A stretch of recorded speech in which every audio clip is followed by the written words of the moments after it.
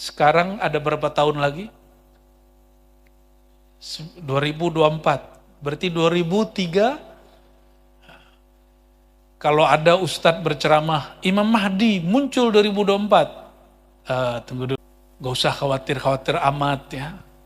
Tapi betul, 2024 ini banyak kejadian. Bapak Ibu, itu Jawa diguncang. Untuk teman-teman yang menonton kajian ini, jangan lupa bersalawat kepada Nabi kita Rasulullah Muhammad sallallahu alaihi wasallam. Allahumma salli ala Muhammad wa ala ali Muhammad. Maka ciri-ciri satu negeri dijaga oleh Allah, rakyatnya suka mendoakan kebaikan untuk pemimpinnya. Saya mau tanya, Indonesia kira-kira masuk yang mana? Banyak yang mendoakan baik atau buruk? Benar, serius. Gak usah Indonesia, Kalsel lah. Kalsel ini banyak mempat pemimpinnya atau banyak mendoakan pemimpinnya, yang mana? Ya, semoga yang banyak mendoakan kebaikan. Dan disebutkan dalam hadis Imam Muslim, di akhir zaman, para pemimpin itu lebih banyak dibenci, dilaknat daripada dicinta. Semoga ini masih berjarak sedikit ya. Walaupun waktunya sudah pendek sekali. Karena kalau saya menghitung Bapak Ibu, saudara-saudariku,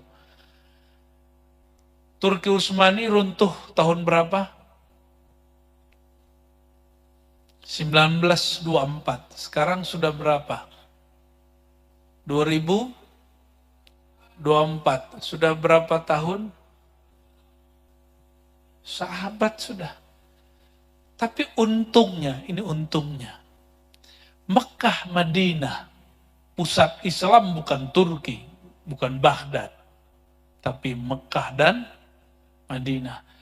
Makkah Al-Mukarramah dan Al-Madinah Al-Munawwarah baru dikuasai tahun 1933 oleh Saudi. Negara Saudi itu negara yang diciptakan oleh Inggris. Lalu kemudian mereka menjadi temannya Amerika. Jadi Saudi ini unik. Tapi kalau proyek, temannya sama Cina. Maka yang bikin proyek-proyek di Mekah, Madinah itu Cina. Pinternya orang Saudi ini, orang Arab suka begitu ya. Dia ambil kebaikan dari manapun. 1933 barulah Mekah, Madinah dikuasai. Sekarang ada berapa tahun lagi? 2024. Berarti 2003, kalau ada ustadz berceramah, Imam Mahdi muncul 2024. Tunggu dulu. Ya, ente salah hitung bro. Ya. Ini bukan mencocok logi. Hitungnya dari 2 kota suci. Bukan dari kota pemerintahan. Jadi ilmu akhir zaman gak bisa cocok logi. Apalagi pakai WA-WA-an. WA dulu teman yang di Palestina. WA dulu teman yang di Mekah. Kata teman di Mekah, Imam Mahdi telah keluar. Ternyata Imam Mahdi sudah mati di Suriah. Banyak kawan-kawan saya, para pendakwah itu terburu-buru untuk menentukan ilmu akhir zaman. Padahal akhir zaman, ayuhal ikhwah, semua hadirin, akhir zaman itu kata Nabi Muhammad SAW akan muncul khalifah ala minhajin nubuwah, berdasarkan manhaj kenabian. Manhaj kenabian itu ada pada ruh, bukan pada akal. Jadi umat Islam gak usah sedih-sedih amat. Akalnya tidak semaju orang barat hari ini. Tapi kita dulu pernah semaju mereka, bahkan melebihi mereka. Sekarang kita mau ngejar akal orang barat gak sanggup. Kita nikmati saja hasil penemuan mereka. kita tinggikan, kita kuatkan peradaban rohani. Dan ternyata cocok juga. Ini baru cocok logi nih Paman. Kita buat pengajiannya di alam roh. Di alam arwah ya. Ya kalau yang bisa lihat, bisa Pak. Bisa kelihatan di alam arwah. Kalau yang bisa lihat.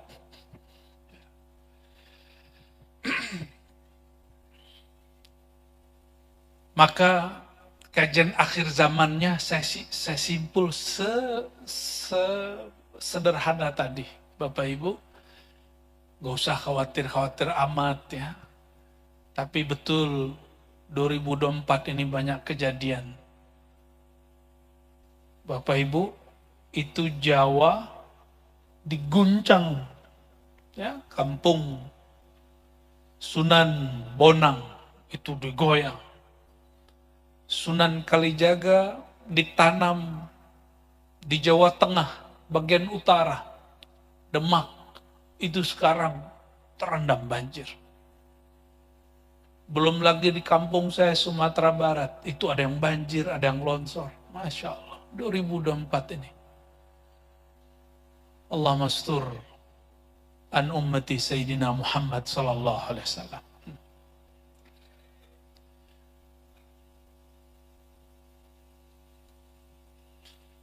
Kita persiapkan untuk 9 tahun lagi. Dan ini ada satu rahasia sebelum masuk ke bab keabadian. Mau jadi abadi nggak? Mau abadi nggak? Kalau jadi gubernur 5 tahun selesai. Ya, jadi ketua DPRD 5 tahun selesai. Jadi pejabat bisa kurang dari 5 tahun, mungkin sekian bulan.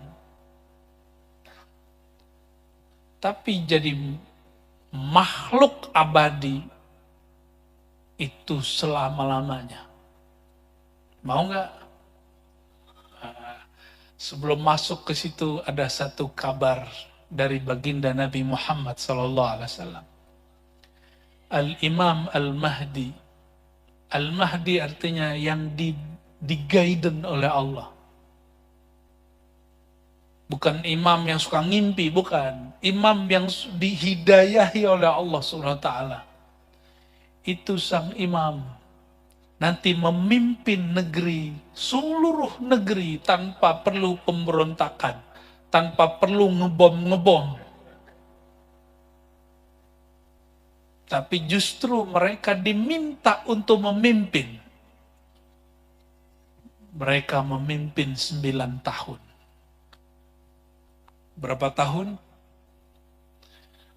Tapi sebagaimana Dajjal 40 hari, 1 hari sama dengan setahun. Maka 40 hari, lama sekali rasanya. Sebagaimana dulu Dajjal Samiri pernah keluar di masa Nabi Musa, juga 40 hari, tapi rasanya sangatlah lama.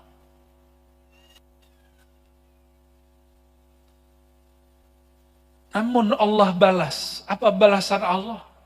9 tahun itu, 1 hari pun seperti setahun. Kalikanlah 9 tahun. Kali 365 hari, kali setahun.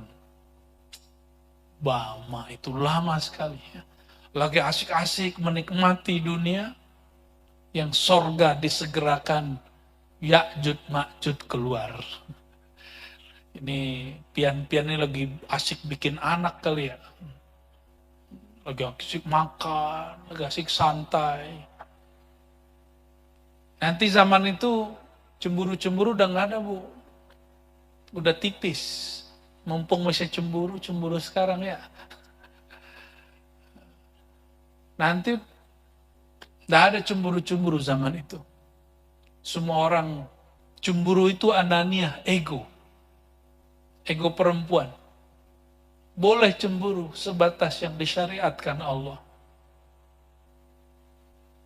Cemburu cinta, bukan cemburu egois. Ya. Dan itu nggak ada nanti di sana. Karena itu sorga yang disegerakan oleh Allah Subhanahu wa Ta'ala.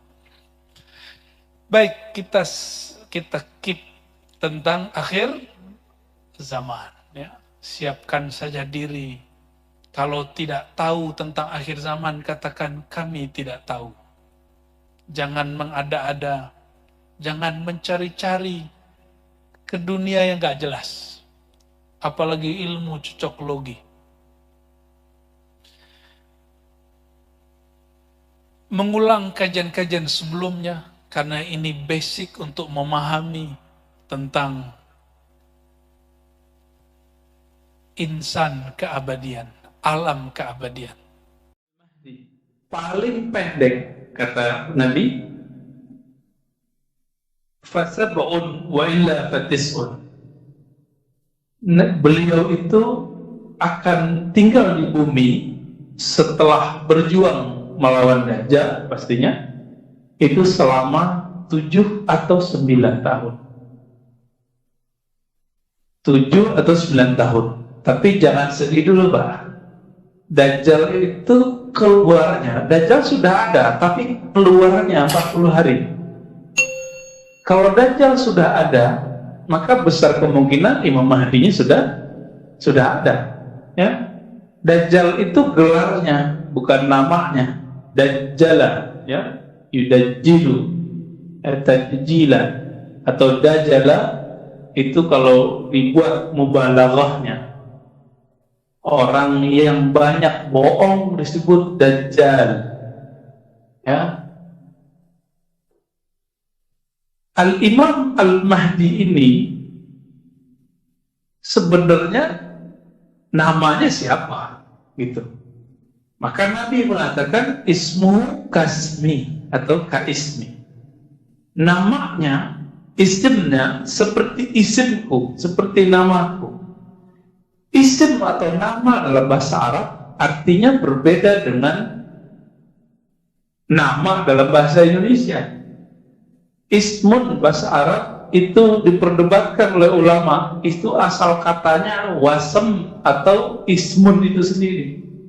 Maka karena perdebatan ini muncullah makna dari isim. Nama itu artinya dalam bahasa Arab ada dua.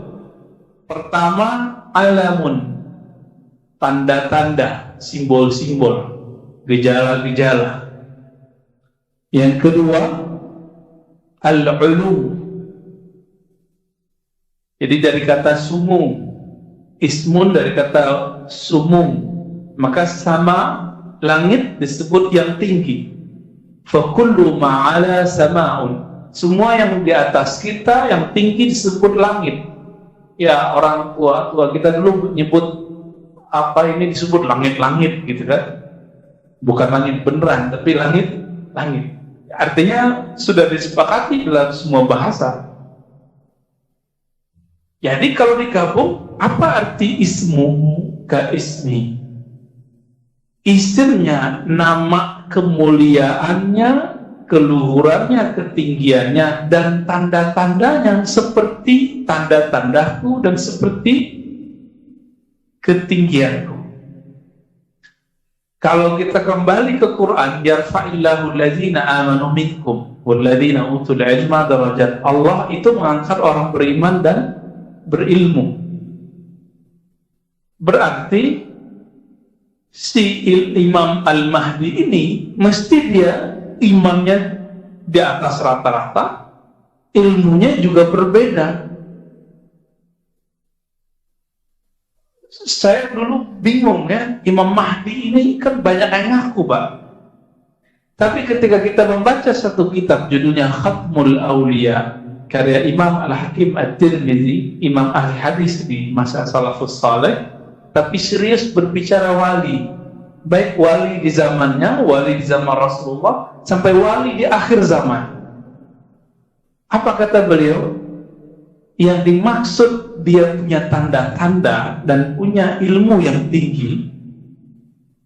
Bedanya dengan kita, kalau ulama biasa sibuk berbicara tentang masa depan, surga, neraka, itu ulama biasa. Tapi kalau Al-Mahdi atau Khatmul Aulia, penutup para wali di akhir zaman, bersama dengan Nabi Isa nanti, ciri-cirinya ilmul awwali. Dia mengetahui ilmu asal muasal alam semesta. Jadi dia ngerti ilmu nasab rohani. Kan di dunia ini ada yang pakar nasab jasmani, Pak. Jadi kalau kita ketemu dia tahu kita binnya siapa. Itu nggak banyak, paling 1-2 orang di dunia ini.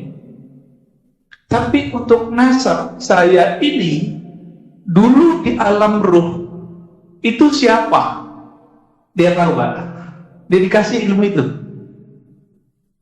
Itu penjelasan Imam Al-Hakim At-Tirmizi. Dulu kita ketika mengatakan, ya Allah, kami menyaksikan Engkau. Ketika Allah bertanya, bukankah aku Rabb kalian? Tuhan pencipta kalian? Lalu kita semua mengatakan, syahidna, tentu ya Allah kami menyaksikanmu. Dia tahu persis siapa saja itu. Itu yang disebut Al-Mahdi. Ya, jadi setelah kita gabungkan riwayat hadis ini dengan riwayat imam ahli hadis yang mengerti ilmu kewalian, itulah maknanya. Bukan berarti dia tahu gaib, tidak, tapi dia diberitahu. Dalilnya tadi surat Al-Mujadalah ayat 11. Walladzina utul ilma, dan orang-orang yang diberikan ilmu. Jadi ilmu itu diberi, Pak. Kita kan merasa kita yang pinter. Saya merasa saya pinter misalnya, padahal pinter itu diberi oleh Allah. Kalau kita sadar bahwa pintar ini anugerah, mungkin nggak saya sombong? Mungkin nggak kita sombong? Gak mungkin. Maka sebagaimana Nabi adalah orang yang paling tawadhu di masa hidupnya, Al-Mahdi itu juga orang yang paling merasa hina di hadapan Allah Subhanahu wa ta'ala. Kita nggak ketemu, Pak, sekarang ya. Kalau ketemu ya susah kali akum ketemunya. Jadi ketika Nabi mengatakan isimnya, namanya seperti namaku, nama ayahnya seperti nama ayahku. Kalau diterjemahkan versi tadi apa? Tanda-tandanya, ya, ketinggian ilmunya, kehebatan rohaninya seperti aku, dan ayahnya seperti ayahku. Jadi nggak mesti itu nama fisik. Dan ini juga sudah disinggung oleh salah satu ulama di Palestina, bahwa nama Al-Mahdi nggak mesti Muhammad gitu. Kenapa? Karena semua kita itu sudah bernama Muhammad, Pak, secara fisik. Ini bukan cocok lagi, tapi coba tanya ulama-ulama yang ahli rohani. Mereka mengatakan bahwa kalau kita di dalam perut ibu kita, itu dilihat, Pak, kepala, badan, semua itu tulisannya kayak mim, ha, mim, dal. Maka waktu saya ketemu salah satu guru kita, ya, dalam ahli zikir, beliau ahli hadis juga, ahli fikih, salah satu mufti di Abu Dhabi, orang Yaman, Maulana Syekh Dr. Muhammad Abdurrahman An-Nazari Asy-Syadzili Al-Alawi, ya, beliau mursyid saya dalam thariqah Syadziliyah. Apa kata beliau? Jadi kami datang ke sana, ke tempat beliau, itu yang nyambung cuma berapa orang, Pak. Akhirnya ketika saya ngobrol tentang ilmu ini dengan beliau, yang lain pada kabur. Saya lihat bro, nggak ada orang lagi. Kita aja berdua, udah asik. Tahu-tahu udah 2 jam, 3 jam, 4 jam. Salah satu kata beliau, alam ini Allah ciptakan karena Muhammad Sallallahu Alaihi Wasallam. Dalilnya apa? Hadis Imam Al-Hakim, ya. Laulahu ya Adam ma khalaqtuka. Kalau bukan karena Muhammad Adam, aku tidak ciptakan engkau. Maka fisiknya Nabi Adam dan alam semesta itu selalu ada pencirian nama Nabi Muhammad di situ. Selalu ada, Pak. Maka nanti ketika orang masuk neraka, itu tubuhnya pasti dirubah beberapa bentuk. Mungkin wajahnya diubah jadi binatang gitu, supaya tidak menjadi mim ha mim dal. Jadi beliau mengatakan kepada saya, kalau engkau memandang semua makhluk, maka di situ sebenarnya ada nur pencirian Nabi Muhammad di sana. Karena mereka tercipta, Allah ciptakan karena Nabi Muhammad sallallahu alaihi wasallam. Dan Nabi disebut dalam Al-Quran rahmatan lil alamin, kasih sayang, rahmat bagi alam semesta. Pohon, batu, bangunan, semuanya tubuh kita itu adalah alam semesta. Maka tubuh ini sudah dapat pancaran dari rahmatnya Allah Subhanahu wa ta'ala. Maka haknya tubuh itu sujud.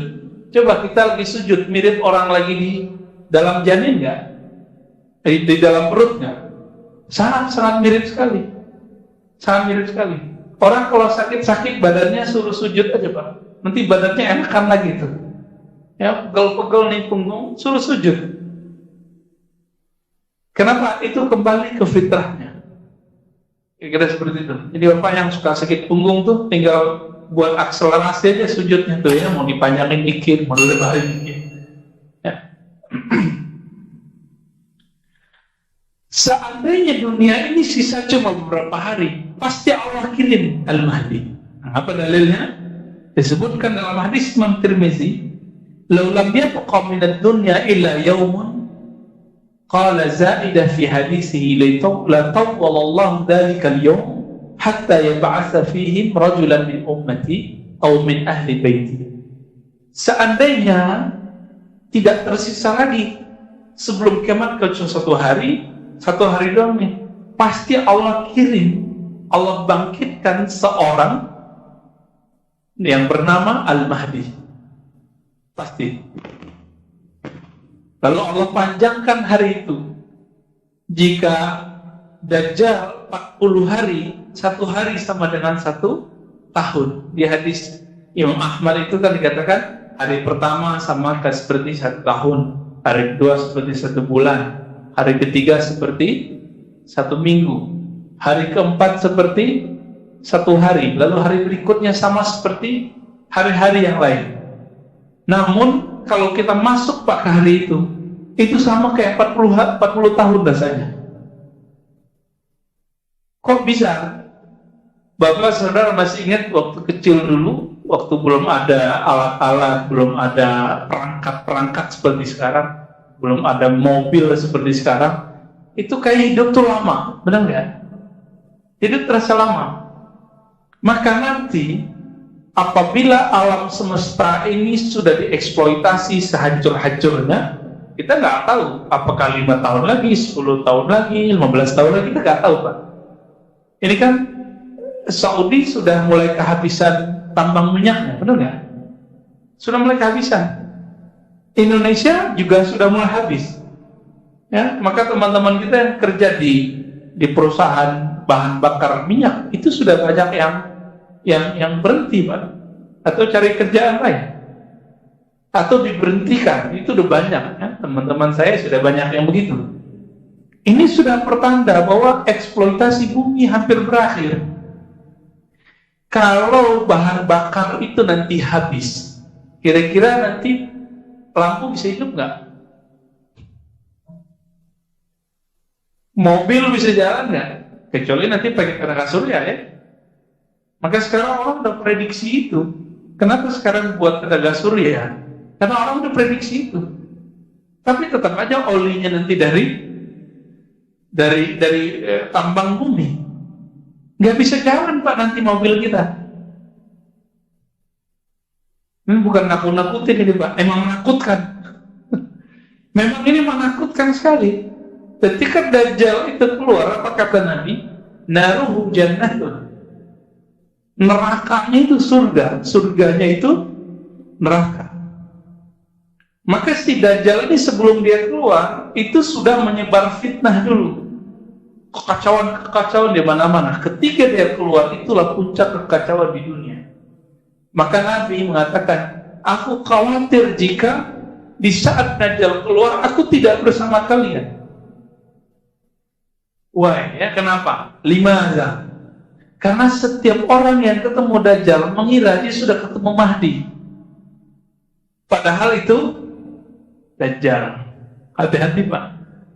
Semoga berkat kajian ini Allah kasih nur dalam hati kita untuk mengenal itu dengan baik nanti. Kalau enggak, minta meninggal aja Pak sebelum itu. Ya, ini serius nih. Ya. Kalau enggak, minta supaya Allah jemput nyawa kita sebelum itu. Tapi kalau Bapak mau berjuang bersamanya, insya Allah dikabulkan oleh Allah. Ya, berjuang bersama Imam Al-Mahdi. Saya tadi nggak akan paham mengenai fitnatud Dajjal. Kita kan berdoa terus nih, Allahumma inni a'udzubika min azabil qabri. Ya Allah, ampuni aku, jaga aku dari azab kubur, azab neraka, wa fitnati masihid Dajjal, dan fitnah kekacauan. Jadi fitnah itu artinya kekacauan yang disebabkan oleh Al-Masih Dajjal. Jadi dalam Al-Quran dan hadis yang digelari Al-Masih cuma dua, Al-Masih Isa alaihissalam dan Al-Masih Dajjal. Apa arti Masih? Masih itu yang menyentuh dan sentuhannya sakti. Maka Al-Masih itu masaha, urap atau nyentuh, ya. Apa yang disentuh sama dia sakti. Dia mau apa kejadian. Maka yang membunuh Ad-Dajjal itu nanti cuma Al-Masih yang asli, bersama-sama dengan Imam Al-Mahdi. Begitu dalam hadis dikatakan. Nah, tapi sebelum itu apa yang terjadi? Allah itu sudah setting alam semesta bahwa dunia ini dikuasai oleh kezaliman. Kezaliman siapa? Kezaliman yang disebabkan oleh Al-Masih Dajjal. Ini. Jadi nanti itu kacau semua. Nah, sampai terjadi pandemi ini saya baru paham Pak, apa yang disebut fitnatud Dajjal. Tadi saya nggak paham fitnatud Dajjal itu apa. Nggak paham sama sekali. Ketika dulu terjadi SARS, wah, paling cuma daerah regional, daerah tertentu aja gitu ya. Dulu sebelumnya apalagi termasuk virus TBC, polio, itu kan cuma beberapa negara aja, ya kan? Tapi ketika terjadi pandemi sekarang ini, COVID ini, saya baru paham apa yang disebut dengan fitnatul Masih Dajjal. Ini baru awal.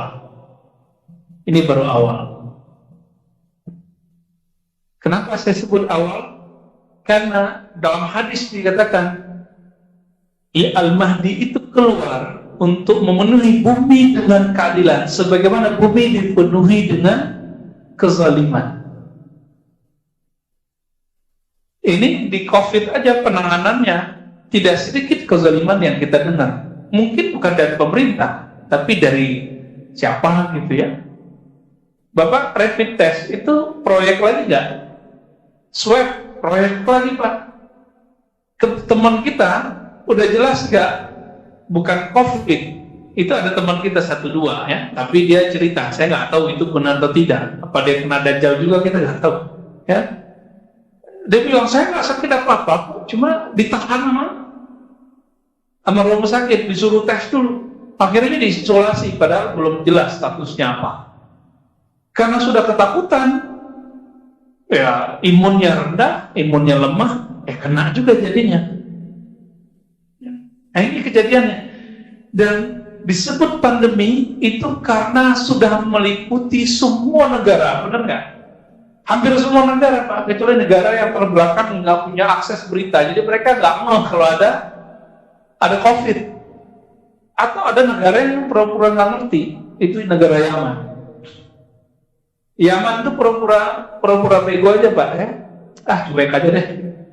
Tapi apa akibatnya? Sudah ratusan kita dengar kabar ulama atau orang soleh meninggal di sana. Ya, udah banyak habaib ulama-ulama besar meninggal Pak di sana. Karena mereka kalau maulidan, kalau zikiran ya cium tangan.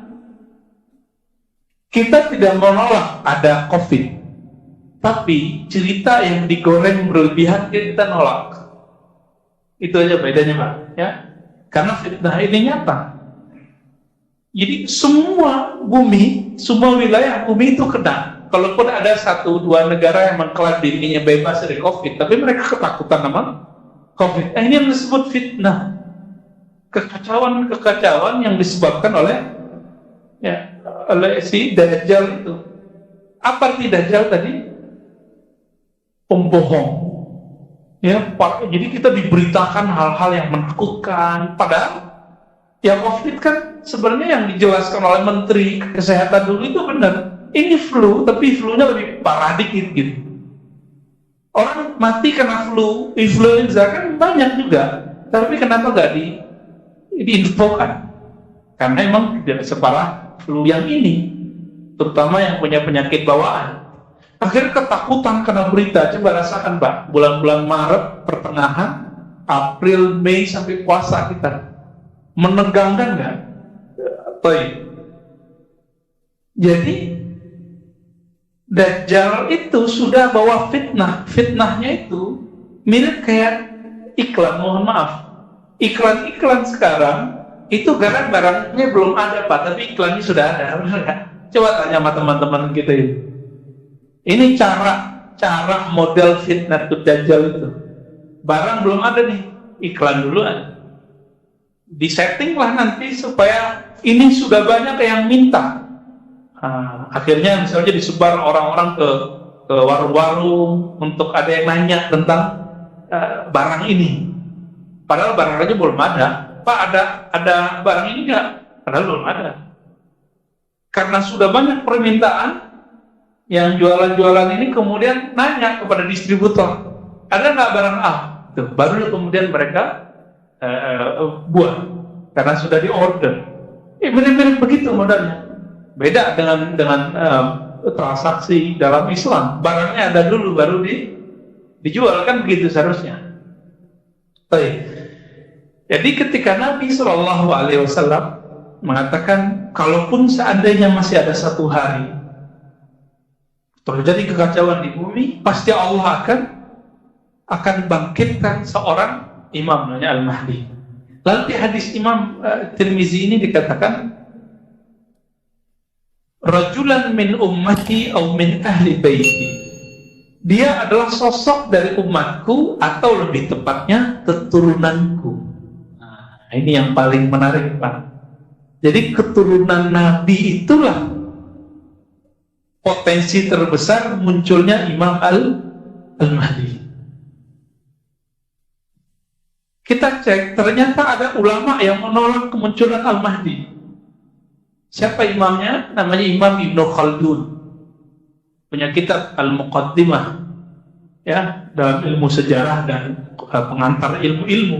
Dia menolak ada sosok Al-Mahdi dan turunnya Isa. Tapi pas kita cek, penelitiannya lemah. Siapa lagi? Dulu ada ulama Al-Azhar namanya Shaltut. Itu menolak juga karena mengikuti Ibnu Khaldun. Jadi kalau ada tamatan Al-Azhar menolak sosok Al-Mahdi dan turunnya Isa, berarti dia terpengaruh oleh Ibnu Khaldun. Padahal Ibnu Khaldun dalam bab ini tidak punya otoritas. Yang punya otoritas adalah ahli hadis dan ahli akidah. Beliau lebih kepada ahli sejarah. Oke. Apa kata Nabi? Dia min ahli baiti, dia keturunanku. Maka saya sering bertanya kepada teman-teman kita, jemaah, Bapak pernah berpikir nggak ahli bait atau habaib paling banyak sekarang di mana? Ya, di mana? Di Yaman. Yaman negaranya kecil. Cuma di daerah Tarim itu memang banyak ya, Hadramaut, tempat Al-Habib Umar bin Hafiz. Mekah, enggak, ya. Teman saya ada yang namanya Alwi, orang Yaman keturunan, tapi lahirnya sudah di Palu. Tahu Palu, Pak, ya? Sulawesi. Kuliah di Madinah, karena sekarang Universitas Madinah itu dikuasai oleh salah satu kaum yang lumayan ekstrim dan benci dengan keluarga Nabi. Karena bagi dia orang yang keluarga Nabi itu dianggap Syiah sebagian besar oleh mereka. Nama teman saya ini Alwi. Mereka benci sama nama Alwi. Alwi itu dianggap menyamai nama Allah. Kebetulan dulu di Mekah ada Sayyid Muhammad Ali Al-Maliki. Mereka gak suka dengan sosok ini, karena mereka kontrak terus dengan sosok ini. Sayyid Muhammad Ali Al-Maliki, beliau, ayahnya, kakeknya, atau sampai buyutnya itu adalah pengajar di Masjidil Haram. Tahun 80-an terjadi konflik, Pak, gak boleh lagi ngajar. Ini gaya-gaya kelompok ekstrim yang ada sekarang di Saudi. Ya, ekstrim, tapi bawa-bawa nama ilmiah. Itu yang menguasai sekarang Masjidil Haram. Jangan pakai logika orang awam yang tidak sahih. Allah tidak mungkin membiarkan Mekah dikuasai oleh orang sesat. Itu logika nggak benar. Dari dulu sudah banyak percobaan untuk menguasai Mekah dan itu berhasil. Cuma sebentar-sebentar doang, paling lama ya berapa puluh tahun, tak nyampe 100 tahun. Nah ini Wahabi ini paling lama Pak berkuasa. Mulai 1924, sekarang udah 1920. Kalau 100 tahun tinggal nunggu aja nih. Tapi apa yang kita lihat, Muhammad bin Salman sudah mulai menyadari. Apa kata beliau? Wahabiyah adalah alat perang dingin Amerika dan Rusia. Itu yang ngomong putra mahkotanya, bukan saya yang ngomong. Ya. Sekarang di Indonesia, kajian Wahabiyah yang disebut Salafi menjadi favorit karena TV-nya ada, radionya ada. Mungkin Bapak kalau pulang kerja, berangkat kerja dengerin radionya. Tahu kan radionya? Ditanya sama Ustaz Imam kita ya. Ya Ustaz ya.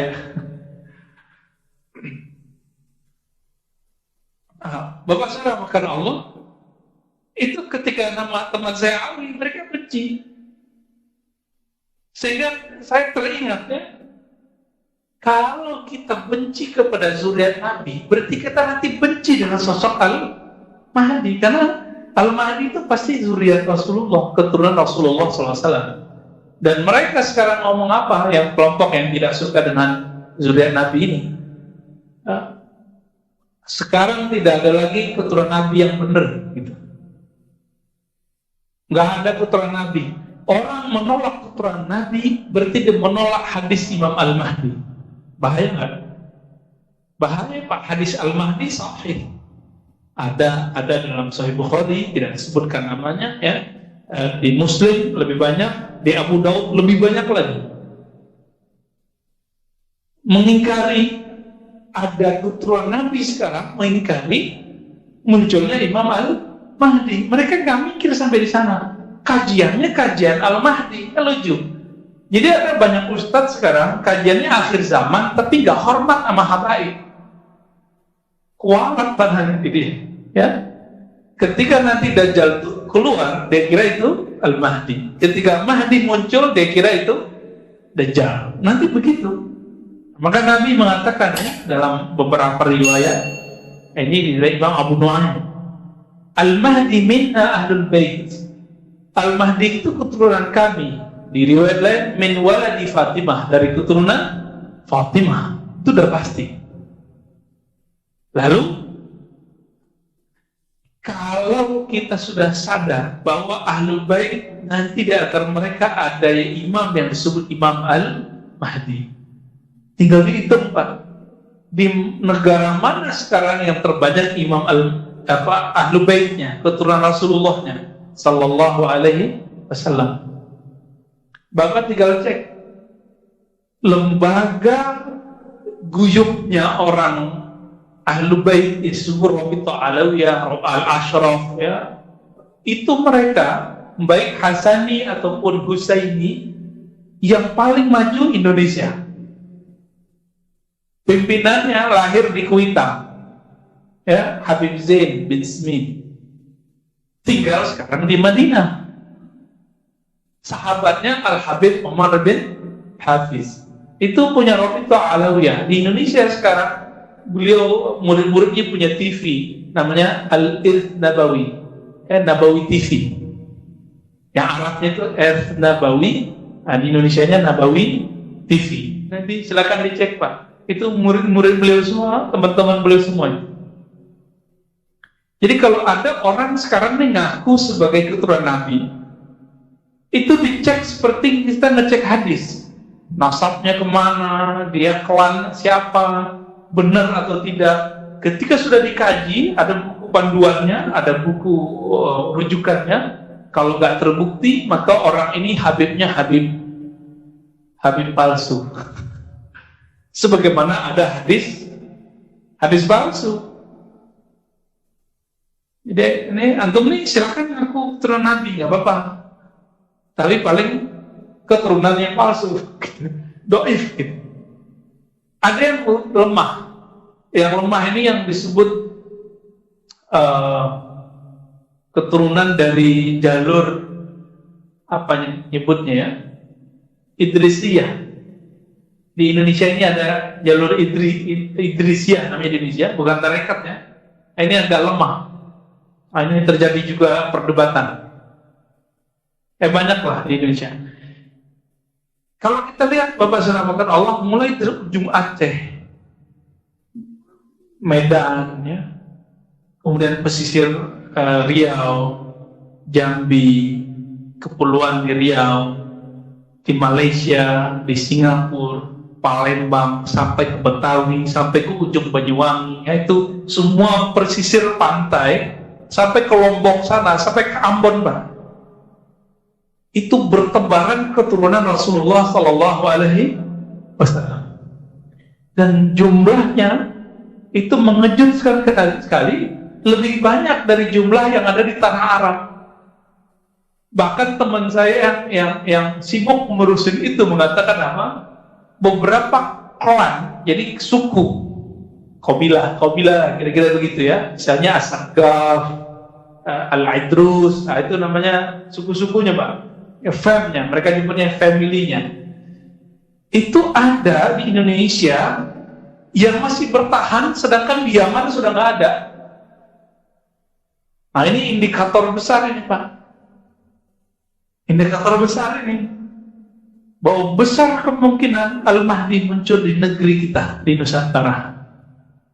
Ini bukan kabar gembira, tapi hitung-hitungan kita secara kalkulasi ilmiahnya sangat besar kemungkinan di negeri kita. Tapi kapan? Nah, itu bukan urusan kita, Pak. Nah, jangan coba menakar-nakar tahun sekian, kecuali itu datang dari dia. Datang dari Imam Mahdinya. Namun kabar baiknya, jika fitnah Dajjal, kekacauan Dajjal sudah muncul, maka otomatis si Al-Mahdinya juga sudah muncul. Tapi baru tanda-tandanya, Pak. Sebagaimana Ad-Dajjal sudah diikuti orang, disembah orang, maka Imam Al-Mahdinya juga sudah mungkin memiliki murid sekarang. Kira-kira begitu, Pak. Tapi kalau mengikuti kitab Awariful Ma'arif, orang yang punya ilmu mengenal Allah, ma'rifatullah, itu kan ada dua jenis. Ada orang sufi soleh, pakai serban, pakai kopiah, ya, pakai begini, pakai jenggot, pakai gamis, ya kayak ustadz gitu lah ya, kap gitu. Tapi serbannya kan belum ada tuh. Itu sufi atau orang soleh, kira-kira begitu, orang alim. Tapi ada yang disebut malamatiyah.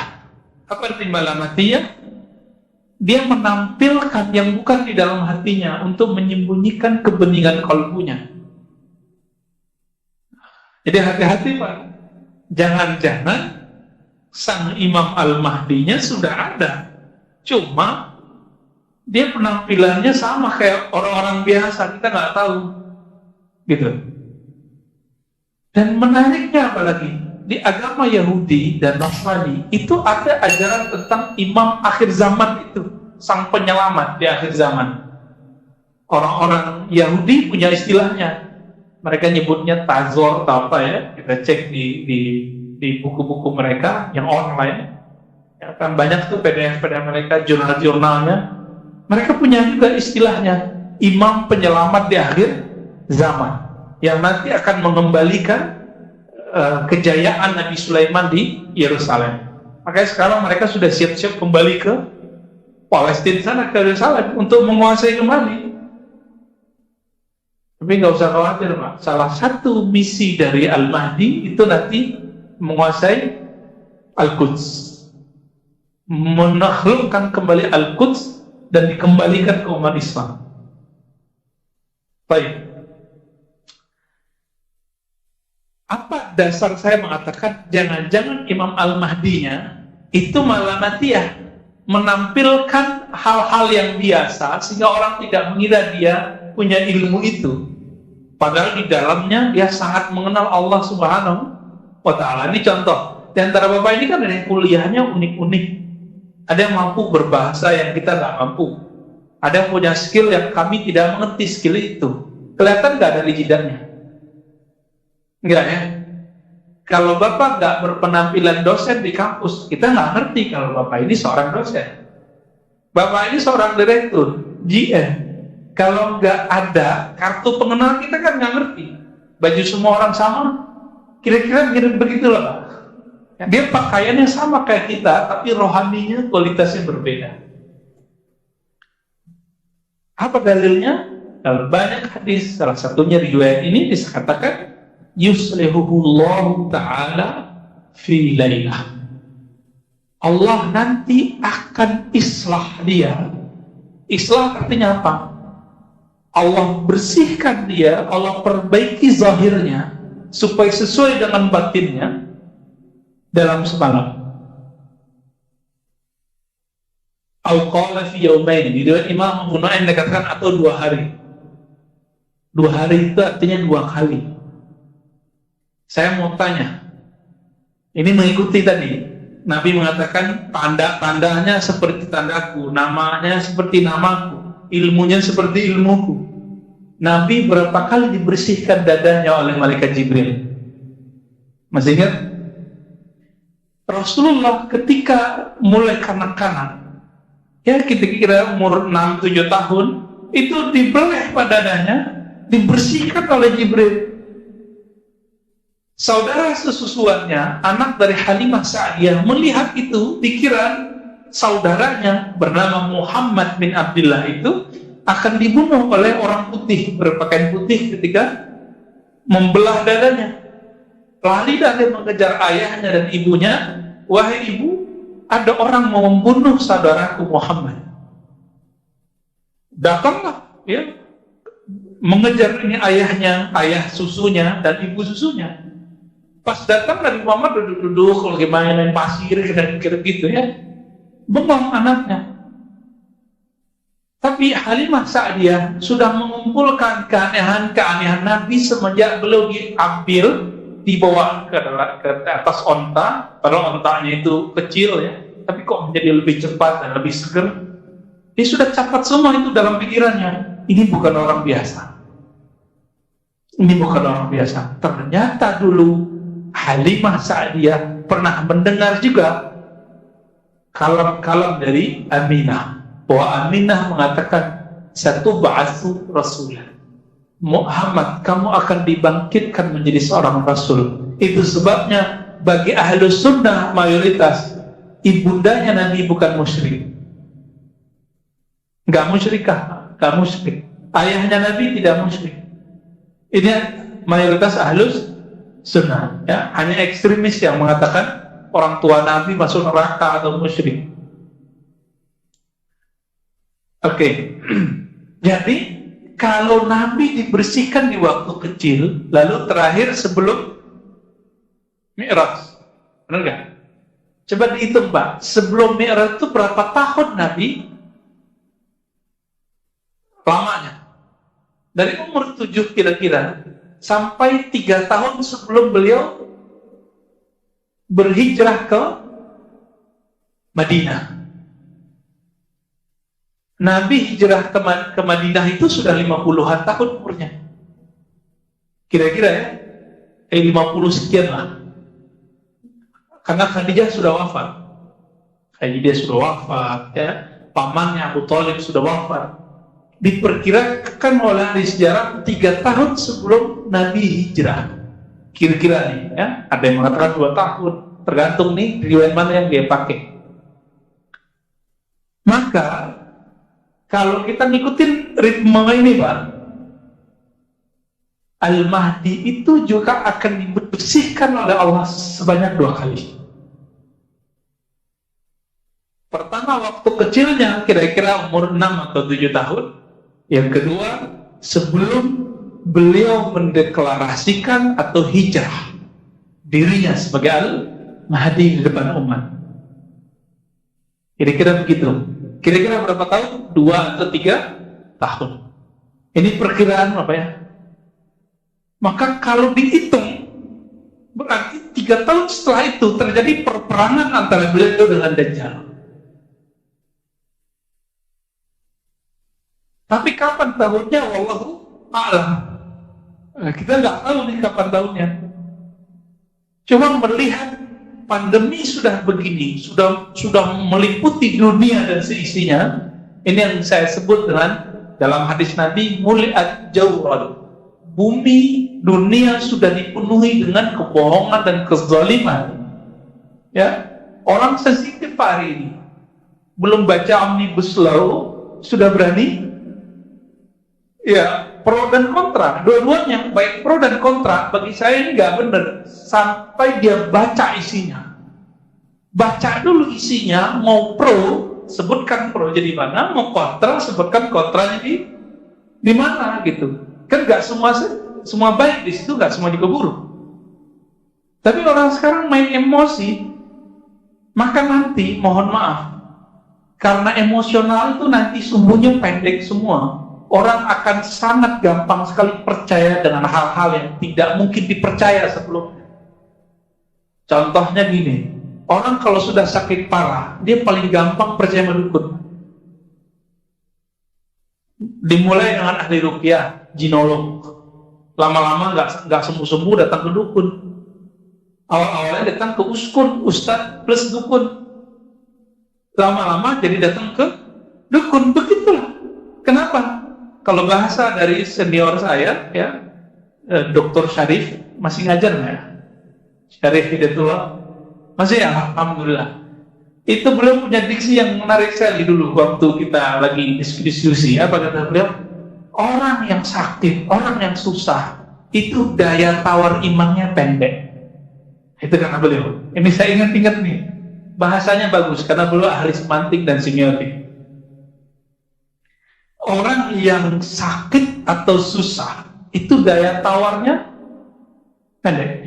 Mau dia nih politisi kalau udah sempit Pak, udah merasa sempit hidupnya, udah gak ada pilihan lagi, datangnya ke dukun.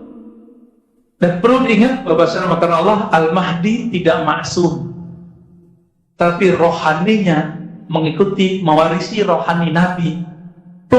Hampir semua. Bedanya Nabi Muhammad SAW punya hak membawa syariat baru, kalau beliau tidak. Gitu aja bedanya. Beliau hanya nanti akan mengikuti syariat Nabi Muhammad SAW sebagaimana Nabi Isa ketika turun. Ini bagian akhir yang mau saya ceritakan. Ketika Imam Mahdi itu memimpin sholat, jadi dunia sudah dikuasai oleh Dajjal nih, dalam waktu 40 hari itu. Belum sampai 40 hari, mungkin 20-30. Itu semua wilayah dunia sudah hancur.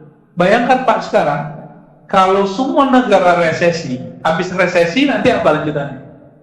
Krisis ekonomi. Kalau berlanjut, kan resesi orang masih kuat ya? Masih kuat ini.